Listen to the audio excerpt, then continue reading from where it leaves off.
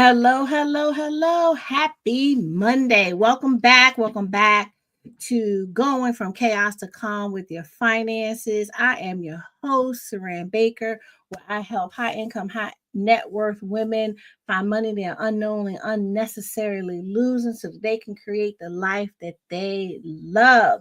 I am excited to be back with you this Monday talking to you. I have a very, very special guest. I want to be able to maximize her time.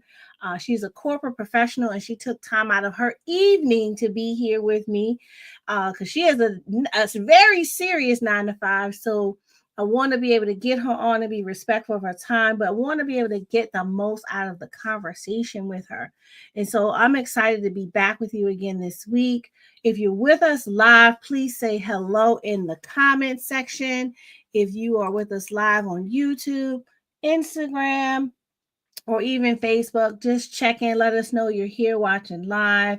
But this week, as we move forward through 2025, keep in mind that we are moving and we are growing, and we will have to start getting ourselves into places and spaces where we can be prepared for the thing we said we want.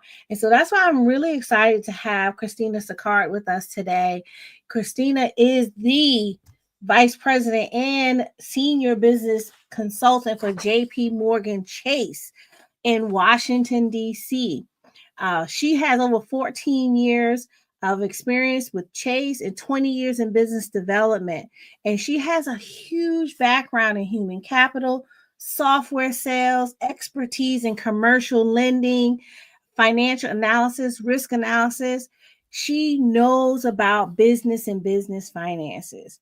She has managed and focused on businesses from startups to those who have revenues of over $20 million. And as she says, her jam is really working with business owners and startups, right? And she's excited to be able to do that. She's also been recognized as a top performer at JP Morgan Chase. She's considered what they call a national achiever 4 years in a row. So she's no slouch and she's no stranger to getting things done.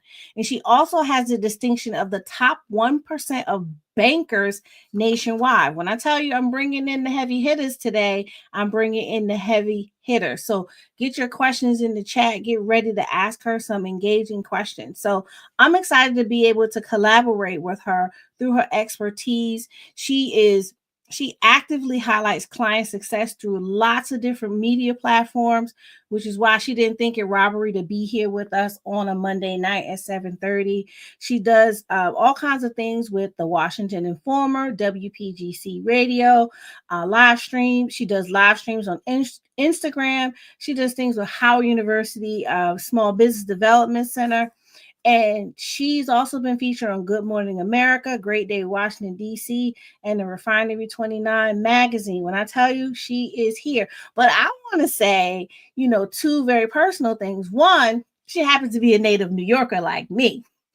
And she's also one of the members of the prestigious Black Door Society that I am so excited to be a member of. But not just that, she's an amazing person. So Kristina, welcome, welcome, welcome.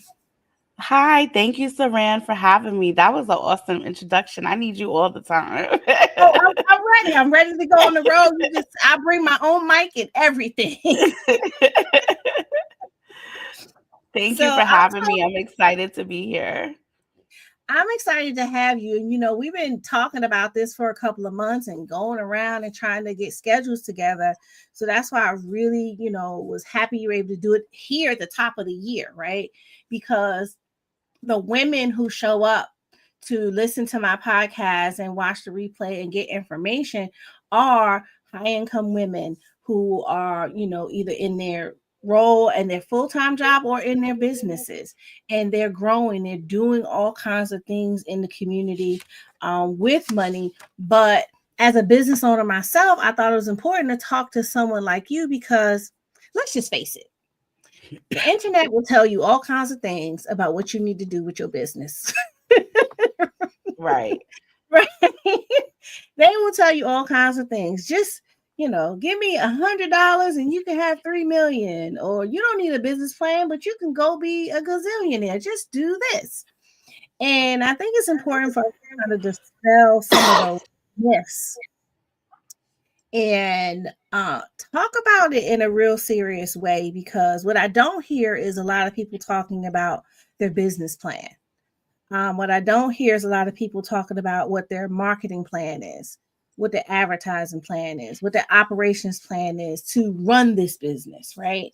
So, to kind of kick it off, and you can answer this in any way you feel comfortable. And that is really like, what do you feel like are the key steps to creating a successful business plan from someone who looks at business plans all the time, especially when it comes to funding?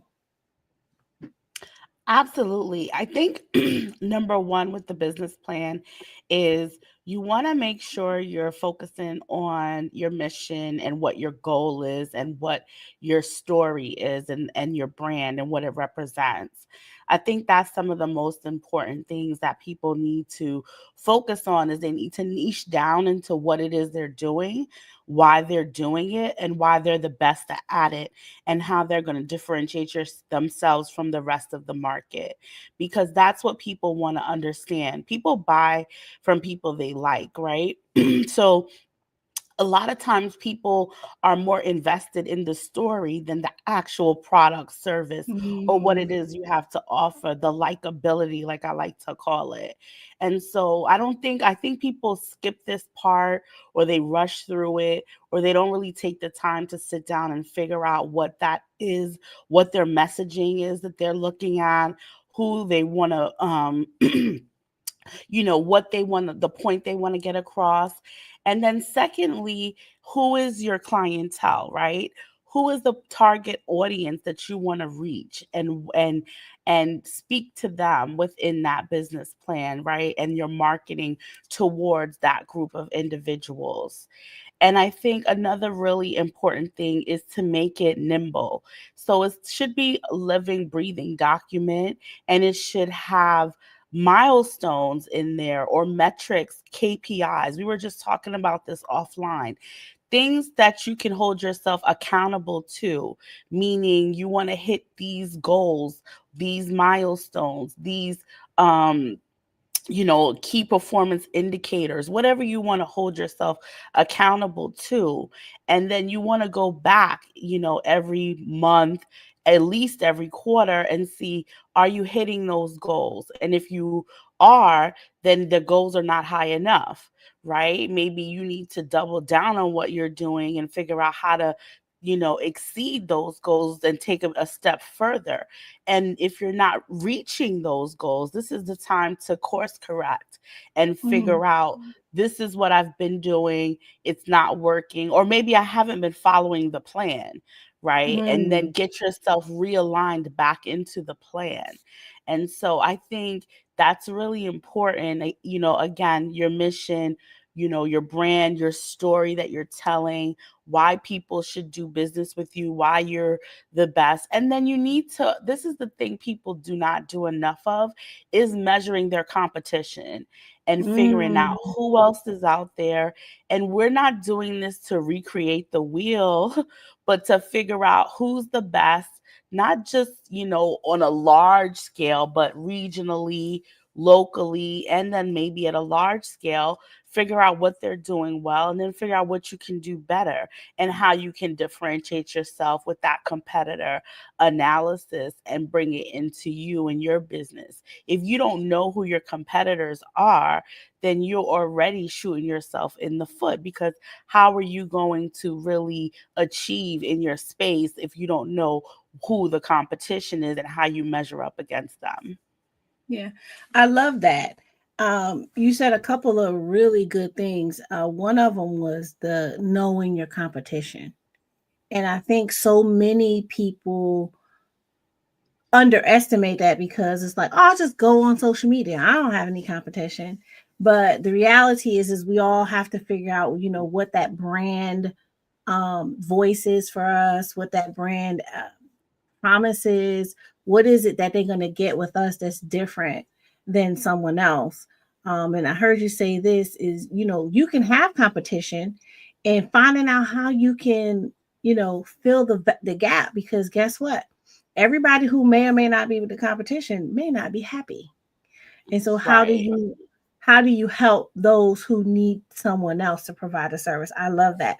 What do you feel like are some of the mistakes people make with their business plans? You said one of them, which was not making it a living, you said to make it a living, breathing document, but not going back and checking. But what are some of the things that you feel like when you see them are some key mistakes that maybe people can overcome in the process of building their business? Well, I don't know if I'll say mistakes, but what I don't see enough of are people setting projections for themselves in terms of the type of numbers they want to do. And while projections are not, reality, right? You're just forecasting. I think people need to get into this habit of forecasting and Mm-hmm. understand why it's important to kind of set a goal for yourself, which is a budget. Basically, this is X amount of, if you're in the service business, I want to serve X amount of customers in this month with X amount of products or services. Or if you're selling merchandise, I want to sell X amount of, products. I might have X amount of SKUs. I want to sell this on, this month, and doing it on a month to month basis. And then comparing that monthly with what your expenses are every month. That's how Mm-hmm. you come up with your projections, and then looking at the end of the month and seeing, are you going to be over budget? Meaning, are you going to exceed? Are you going to have profitability because you hit those numbers? Because if in the month of, let's January, it's the beginning of the year, if your bills or your expenses are $2,000 a month, then you want to say, I'm going to do services that are going to be close to $5,000 a month, right? And if you don't hit that and you only do 1,500, you're negative 500 for the month, right? And so that gives you something to look at for the next month, February, and now you need to go back and add that 1,500 that you missed to the next month. And you need to consistently be doing that and adjusting the metrics, because this is how you're going to set goals for yourself and realize, am I making sales? Everyone's looking for money, which Mm-hmm. is, in the form, we were talking about this earlier, right? They want money to, they want to get credit cards, they want to get loans, they want to do all this capital, but people aren't looking at how are they going to create sales. And that's what we're missing in this new age culture of business owners and entrepreneurship, is people do not understand how to actually develop a budget and a sales plan that is going to give them a return on the money they're using, because that's the goal. And being in business development and sales probably my entire life, I've always been on the number side of it, in looking at projections, having goals, being, I've worked for large companies, and I've always had quotas to meet. And that's what pushes the revenue dollars day in, Right. day out. And so that's where I think there's the most room for opportunity in the business plans that people are missing.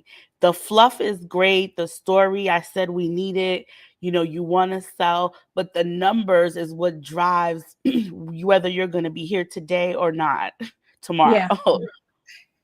And I love that because I feel like that's a huge gap. I see a whole lot of push in various spaces. Oh, get business credit, get funding, get your credit up, do this, do that, and go get grants, go get business loans.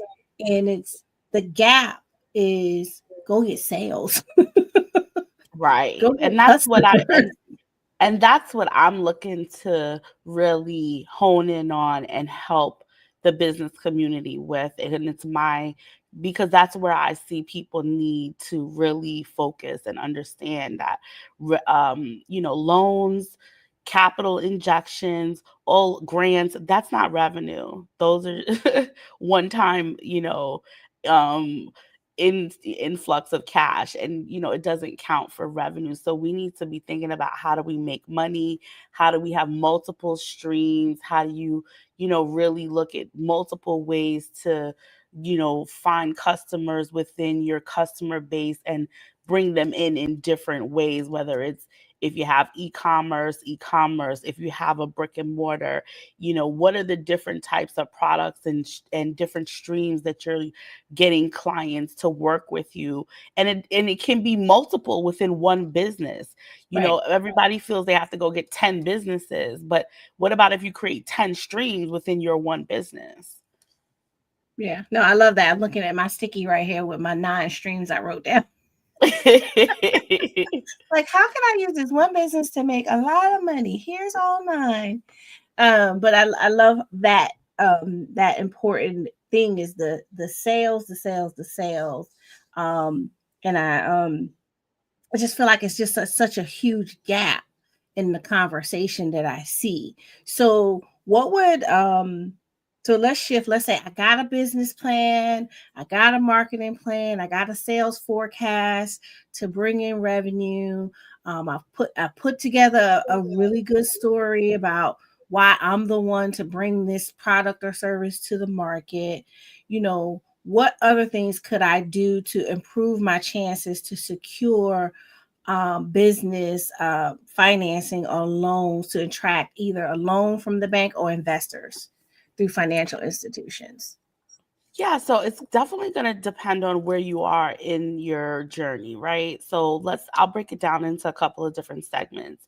If you're in the 0 to 24 space, meaning 24 months in business, less than 2 years, business loans are usually the more difficult to get because most business loans are going to be based on cash flow. And obviously, if you've only haven't been in business, then you don't have historical data to show what your cash flow is, right? Mm-hmm.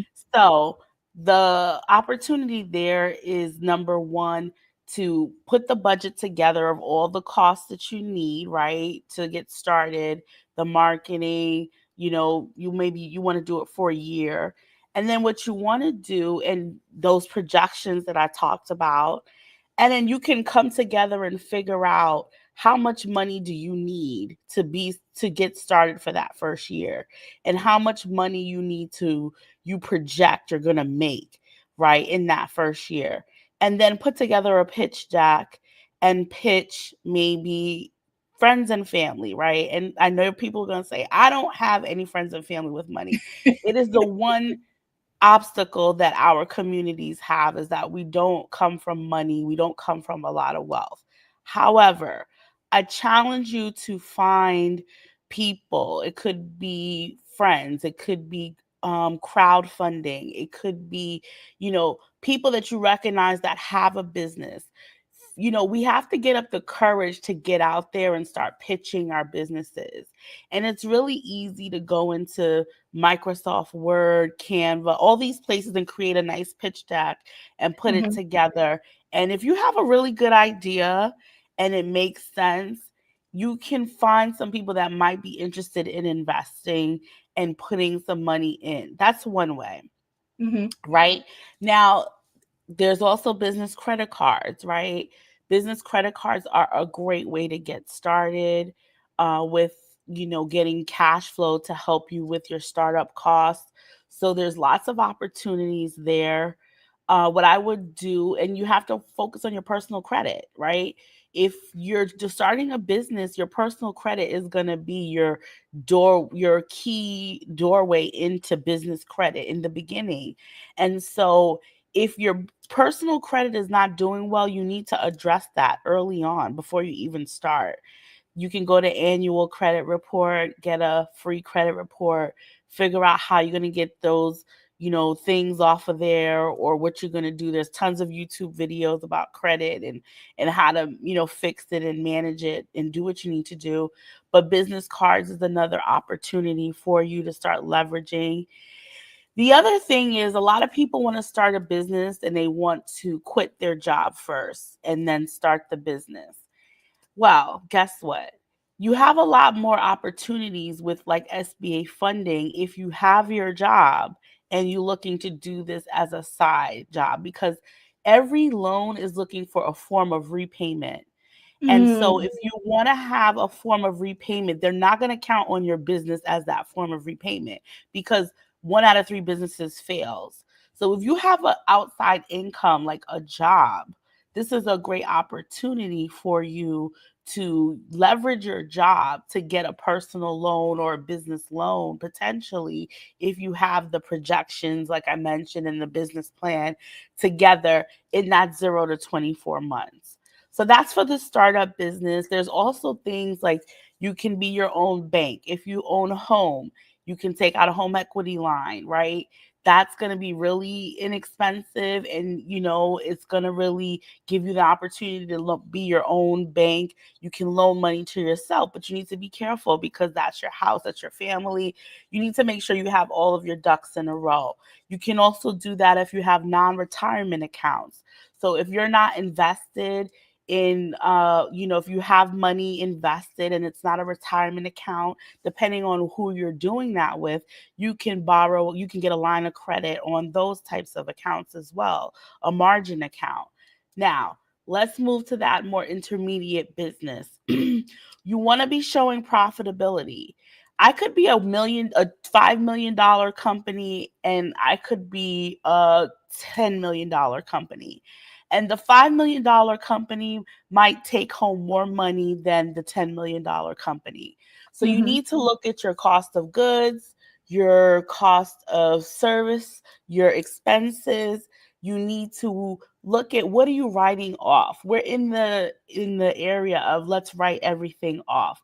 But if at the end of the year you're writing off so much money that you show negative losses all because you don't want to pay taxes, that's going to impact your ability to borrow funds. And that's going to be from investors as well as from the banks. And it's going to show, yes, you might have brought in $11 million in revenue, but if you're showing negative 20K in profit, in meaning loss, you're not going to be able to obtain or, prove to anyone that you can afford to pay back money.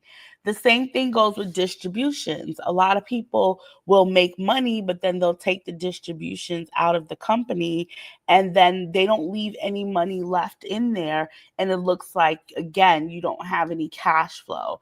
And depending on who you're using and what bank, they're not going to allow you to add back those distributions to the bottom line and say, oh, yeah, they have the money, because you might have spent it on cars, houses, whatever the case may be. Right. So basically, you have to kind of figure out, you have to talk with your accountant and have these conversations about, how do I show up on paper? What are your goals and what are you looking to do? And you have to think long term. If you want to buy a building or an office space to create equity in your company, usually you're going to need 3 years of good historical data. So that's 3 years of good tax returns. So you have to pick your poison. Do you want to save with Uncle Sam, or do you want to expand and borrow and leverage other people's money so that you can start doing other things that are going to allow you to turn the corner?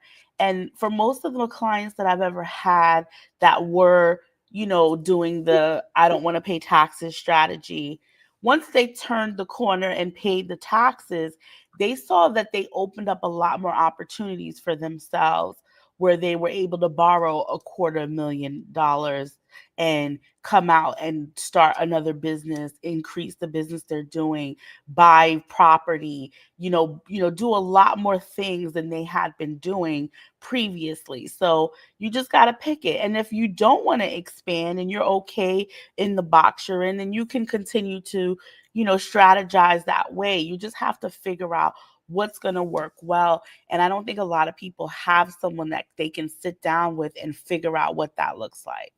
Yeah. No, that was an amazing answer, because I know I got so much from it too. Even as an established business, I've been in business for 5 years, and it's like you can always learn more, right? The thing is that I run into so many women who are like us, but they started a business and they're doing exactly what you said. Oh, I'm just gonna do everything and write everything off, and then they have zero at the end, and they can't figure out why things aren't moving forward. And so I'm glad you were able to bring in that piece to say no. Go ahead and show the income, show that you're earning revenue in the company, because there's going to be more opportunity in the future. I mean, I think about it like this. If I were looking to partner with a business for whatever reason, then and I say, hey, show me your financials, and all your financials are negative, it might not be a good idea. Right? Because you Absolutely. that would be a loss, right? Or even personal. Hey, let's go on a joint venture. And if I know you don't ever have any money, then why would I go on a joint venture with you? And that's the same in business. And So, there's certain things you can add back, like interest. You can add back depreciation on certain things, so like vehicles.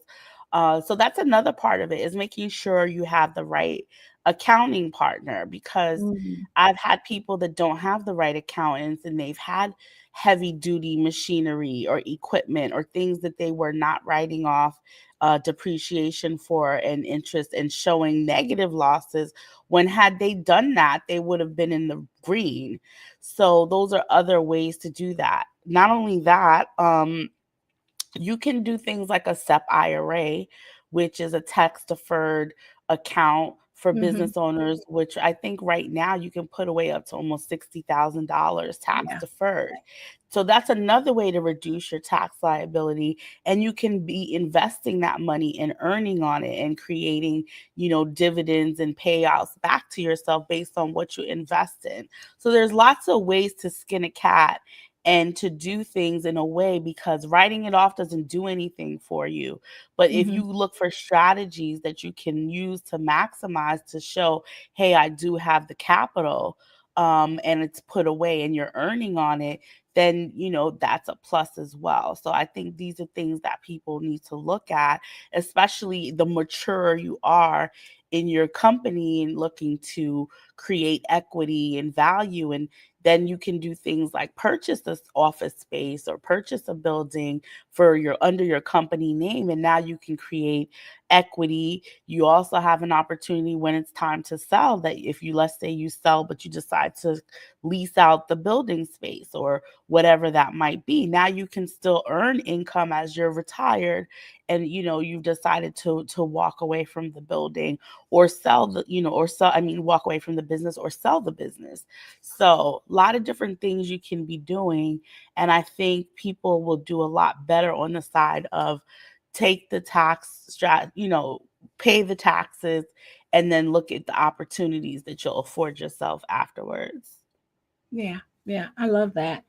So let me ask this question, since we're on the funding. So if we got that together, how does someone determine, a business owner determine, should they use equity or debt for growing the business?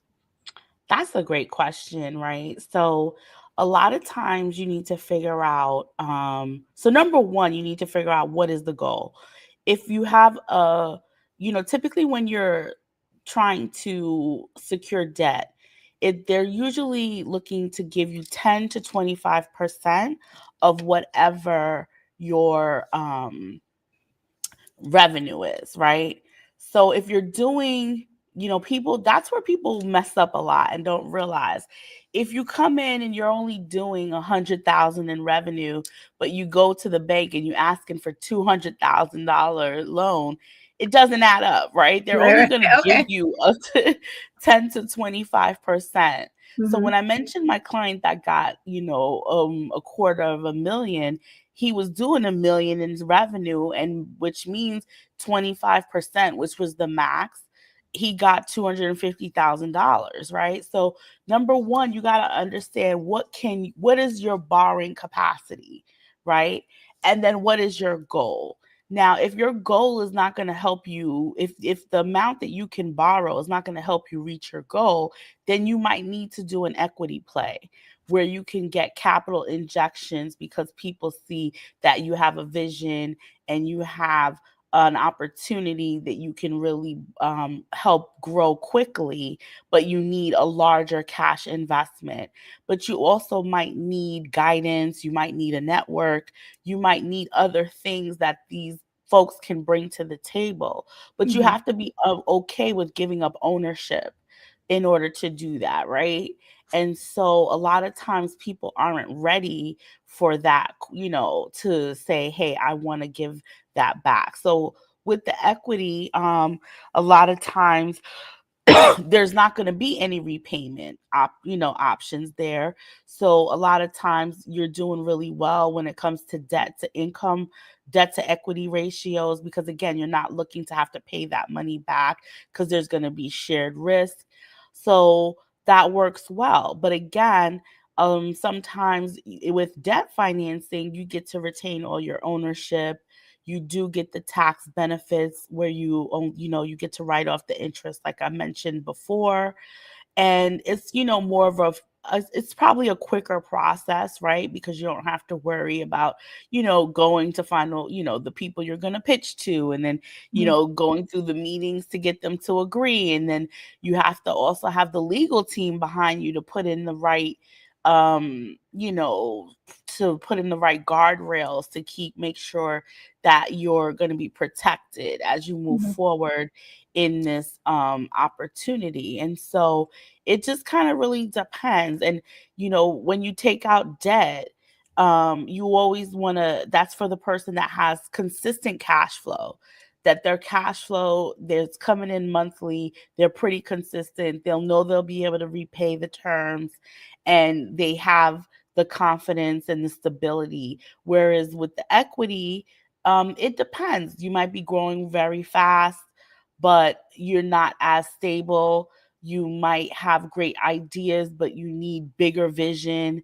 And so a lot of times the equity play might be the one to might be the way to go. And so I know it's really going to be scenario based. It's not Yeah. one shoe fits all, but there's definitely some pros and cons to weigh with both of those. Yeah, I love that because I think people get it mixed up. They don't understand that you can do a little of both and you just need that guidance. So as people are saying, hey, it's the beginning of the year, I'm going to start my business, trying to figure out how to get funding. This is why this is a great conversation. So for my people or for my ladies who already have the business, they're trying to figure out how to manage cash flow. Do you have any advice for them on how to manage the cash flow a little bit more effectively in their businesses? I think number one, you have to do, and I have some notes because I didn't want to miss anything on this part. You Okay. have to audit yourself, right?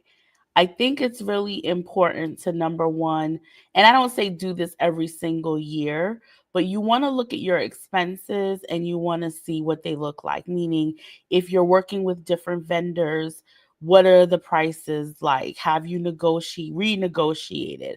Have you looked at opportunities and how you can maximize discounts with some of those providers?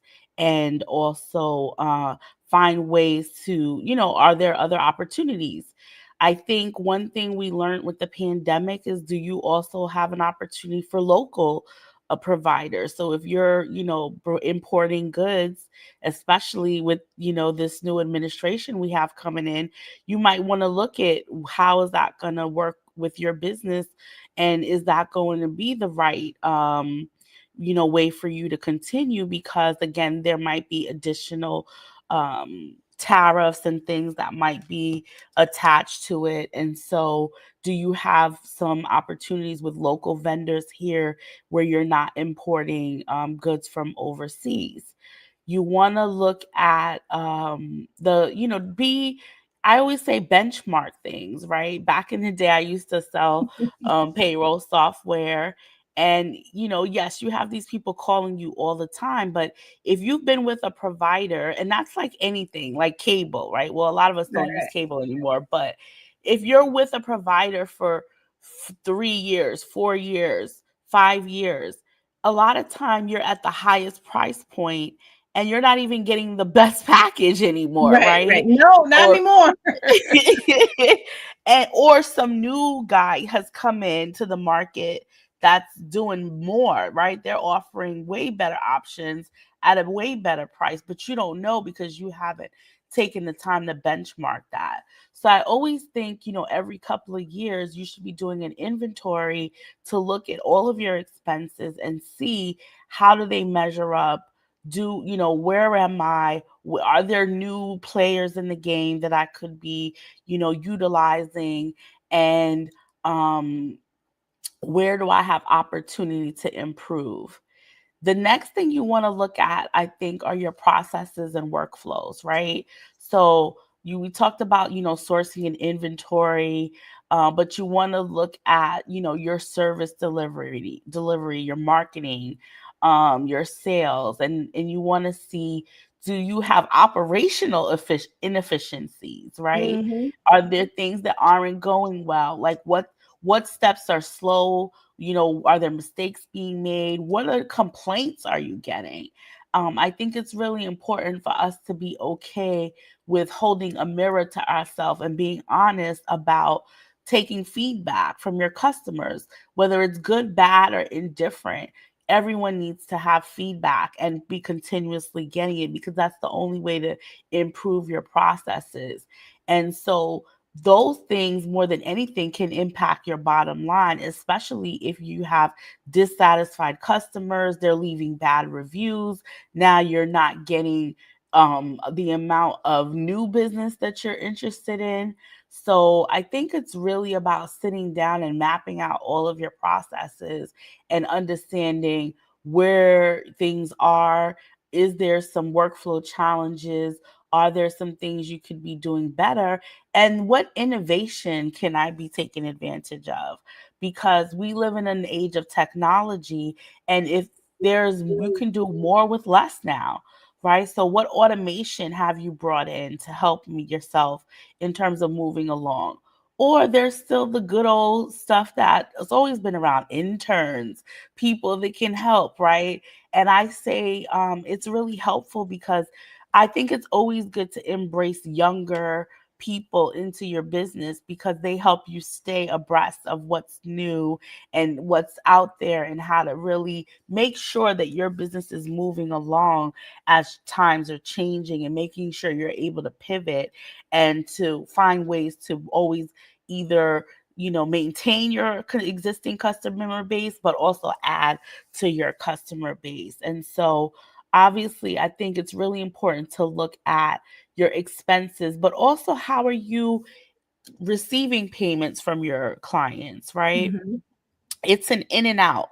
So there's, are they sending you checks which are, inundated, take a long time to come, take a long time to close? Could you be doing something like receiving ACH payments and maybe offering discounts, where if they send the money directly to you, you give them a discount, and therefore your money hits right in this cash. You don't have to worry about checks clearing or different things like that. Credit card processing, offering, discounts if they pay in full versus, over a time period, or again, if they pay in cash with the ACH, because you are paying a percentage on credit card, especially if you have large ticket items where, 3-4% credit card charge is a lot on a bigger charge, Mm-hmm. that you might be getting. So you want to put incentives in and look at the way you're collecting your money. Have you looked at your credit card processing and benchmark that? That's a big one, because there's a Right. lot of places where you're paying fees for credit card processing. So you always want to make sure you are on top of that and in line with that, because these are direct impacts on how much money you have in the bank at any one given time. They say the average business during the pandemic only had 15 days of cash flow to last them, Oh, right. Right. right? Wow. And so if you only have 15 days in the middle of a huge, like traumatic event, like what's going on in LA right now, right? Nobody knows how long that's going to go on for business owners who might have lost their business or whatever the case is. So you want to make sure, do I have a buffer? How far can I go without receiving or generating income to support the business in the event of something. And 2 weeks is not good. And Yeah, that's no, one of no. the, and if you want to talk about what is missing from the business plan, just to kind of circle it all back together, it's people do not have a plan in place in the event of An something emergency. happening. Yeah. Right. And I think that's also another big piece that people need to think about and figure out how would they manage, because it might not look like COVID, right? But Mhm. there's always going to be something to come along that's going to challenge you, and you need to be ready for that challenge. I love that you said a lot, so I'm gonna try to pick up on some of the cool things. I'm sorry, And I can go no, on and no, on and on. it was a lot. I'm gonna have to go back and watch my own video again to make sure I pick up all the gems you dropped. And it's funny because some of the things you said, go back to improve cash flow. And you said check out the discounts, see if you can automate, remove different things. I laugh because and during Black Friday, like everybody was shopping for personal Black Friday deals. I was looking for Black Friday deals for my business stuff. I was like, Right. is there a deal on StreamYard right now? Is there a deal on Right. Canva? Can I cut my Right. costs here? And when I tell you it from Black Friday to maybe the second week of December, I cut like $1,700 in expenses out of my business for the year because people were giving deals for stuff I knew I was going to use for the year. I'm like, if it's half off, if I pay for the year, let me pay for the year right now. If I get whatever the deals was, I was counting the math to see what the deal was. Okay, is this a good deal? Let me see my numbers. Do I have the cash flow to just pay for this now? If I did, it was like, let's just knock this out because I wanted to have less costs going into 2025 so I could increase my revenue. And one of my friends would text me, well, how much money did you save today? And she Right. knew I was like on a mission. Like, would you get today? Would you find today? I cancel stuff. I'm like, when's the last time you used that? It's been 3 months. Let me cancel it. If I need it, I can always go back and get it. Just depending Right. on what it is. So I love that. And then taking a look at, different things. I think the big one is really the emergency plan, right? Because you said it's not just like, we have unfortunately many families and businesses suffering with the fires and things like that. But we're right here on the East Coast, and we just had almost 12 inches of snow, and that shuts the business down for 2 or 3 days, right? And if you only got Right. 15 days of income, that really kind of cuts it out. Now your people aren't able to show up. It slows down production. I just lost her. Maybe she'll come back. It slows down the production. It shows. Something up. I'm sorry. Oh, you're back. It Okay. slows down. It slows down the time for you to get the goods and certain goods if you're ordering goods. So it just really, it's a lot that kind of goes into it. I got one last question, and then I want to make sure people can connect with you if they want to come and discuss business development type things for themselves, especially because you're right here in the DC area, and we want to be able to, see our businesses flourish. So, what do you feel like are some of the good tools or technology that some of the businesses can be investing in to streamline operations that you've seen just on your side? Well, listen, some of the basics, like you need to have accounting software, right? QuickBooks. Um, there's some other options out there that you can use. But you want to make sure, because a lot of stuff that people are, asking their accountants for, if they had QuickBooks or something like that, they could actually, you know, pull up these information themselves versus, paying their accountant for a P&L, right? Or to get some type of balance sheet, which is something people are going to be asking you for if you're looking for anything in terms of funding or something like that. So that's one thing. Make sure you have an accounting package.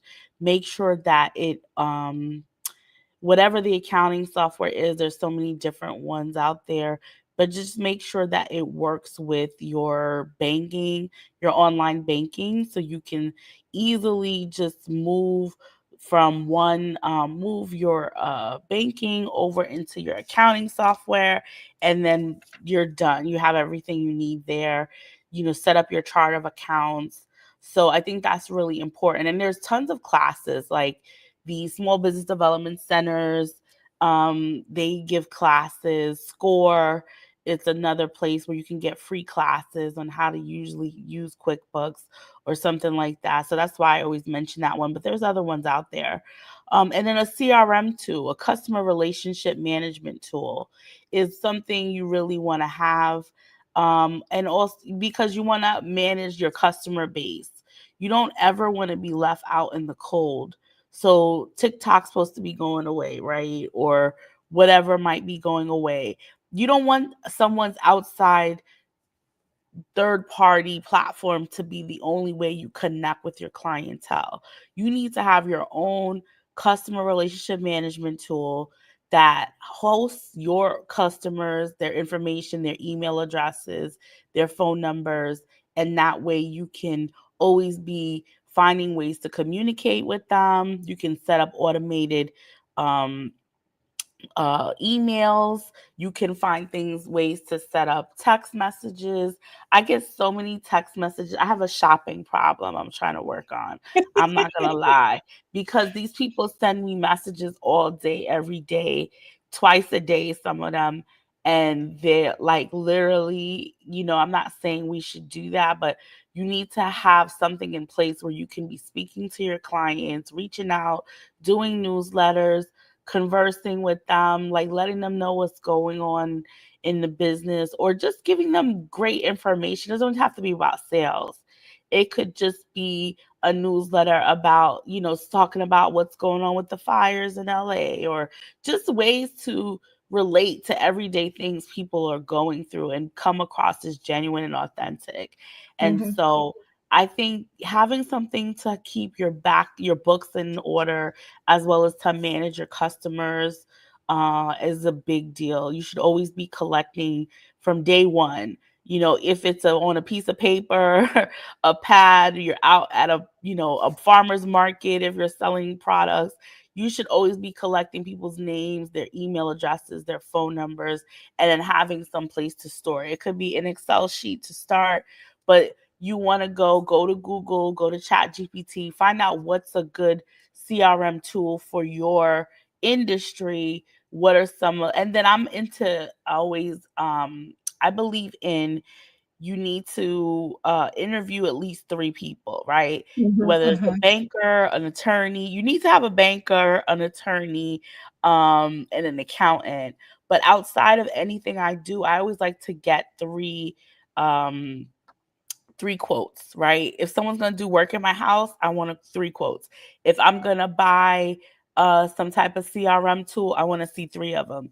Like I want to benchmark things and see who's doing what, or if it's even you want to bring someone on your team, like a partner, because your banker is your partner, your accountant is your partner, your lawyer is your partner. You want to interview a few people to see who do you fit the best with, who answers your questions, who do you feel gets back to you, or get you the information you need. It doesn't have to be the smartest or the most Mhm. expensive, but the person that you feel that will really create synergy with you and that sort of thing. So that's really my biggest two focus, I would say, is the CRM tool, and then also making sure you have the backbooks and chat GPT or some type of AI automation. You need to be into that as well, because that's the future. And so if you're not doing that, you're doing yourself a disservice. You need to get on it, because that's where everything is kind of going. So I'll leave it there. Yeah. No, listen, that's my new BFF, Chat GTP. I'm like, what are the names of the countries I can visit that have pyramids? Thanks, Chat GTP. I was wondering, what's the weather going to be tomorrow? Right. Let's ask whatever you want. I go in there now, it knows me. I go in there and say, hey, I'm doing a video. I did it this morning. I'm doing a video with Kristina Sicard. Give me a summary. This is what we're gonna talk about. These are the questions we said we gonna discuss, and it just gives me what I want, It and will then I give you a marketing make plan. changes It and will do everything that you want, that literally that you're paying people to tell you how to do. A lot of that stuff you'll find right in there. yeah, and it'll do. If you're not sure about your story, go write whatever you think your story is into Chat GTP and ask it to fine tune it, and then it'll give you a fine tuned version, and then you'll read it and you're like, how does this thing know me so well? Were you peeking into my curtain? Well, I'll give you like one thing I learned about it is if you go into the advanced settings and you put in who you are, what you do, what your business is, who are your clients, what are you trying to gauge, and then it will talk to you in the theme of that when you're doing stuff. So just a little quick trick on that is Definitely. you can upload reading, even sound bites of yourself. You can upload writing documents that you've done, and it can learn who you are so that it can respond like you as well. So that's a Yeah. great way if you go into the advanced settings to fine tune the Chat GPT so it really is speaking as if it's you. Yes. Well, I want to say thank you so much for coming. And Thank you for I want having to me. This is a just, great start for the year. yeah, I'm excited to have you. And I want to just say this, if there's any way that I can serve you, please do not hesitate to ask. I would love to have you back if you can make time for us later in the year. Check in on us, business girlies. Absolutely. Make sure we took the advice. But tell the people how they can connect with you. I know you connect through LinkedIn and through your business email. So if you could just Yes. say that for the people so that they can, if they want to get a consultation, that they can, or go through the JP. Well, actually, I know you said you have a lot of community events. Tell us about some of those, and then share your information. Well, right now I don't even know. Well, I do have something coming up on the 20 the third. Oh God, I'm going to get the date wrong. Let's see. The Women's of Prince George is hosting a procurement event. I want to say January 31st at the Prince George's Economic Development Corporation's office here in Prince George. So that's going to be on the 31st. I believe that's a Friday. It is a Friday. And yes, that's on a Friday at their offices. And I kind of forgot the timing, but I'm sure if you look it up, they'll let you know what the time is. So that's something I'm doing this month. And then I have some stuff coming up next month that I'll be doing with the Office of DemPed. We'll be doing some workshops around, preparing for grants on different things like that. And so I typically try to post all this stuff on my LinkedIn. So that's a great place to see any events or upcoming speaking engagements that I might have. And then if you want to reach out to me, obviously, Kristina Sicard at LinkedIn, or you can Kristina.Sicard@chase.com is another place to reach me as well. I also have Instagram. It's Chris_success, Chris with a K _success. That's another place to reach me as well. Well, I love it. I thank you for coming. I look forward to the rest of the year. We got a bunch of other stuff planned too, but I look forward to the rest of the year. And so I want to Same. just say thank you to everyone who was here with us live on YouTube, on Facebook, on LinkedIn, on Instagram. We appreciate you tuning in to the conversation today. Go back, watch the replay. Instagram, y'all gonna have to go to YouTube and watch the replay because this is gonna come down when I hit end. So you can get the video. But we want to make sure that our women are getting their money right in personal in business, in all the ways that they want to see their money move, because it's about us creating a legacy for the next generation through all the efforts that we're putting in now with this generation. Like, we're standing on the shoulders of other generations. Somebody's going to be standing on our shoulders one day, and we got to get it right, because we got access to way more information than those who we're standing on their shoulders. So we have a responsibility to make it do the right thing. So thank you all for coming out. I'll see you next. No, I won't see you next week because it's a holiday. I'll be off, and then I'll see you the week after. But at any rate, it's your girl Saran. Peace, love, and light. Let's get your money right. Bye. Bye.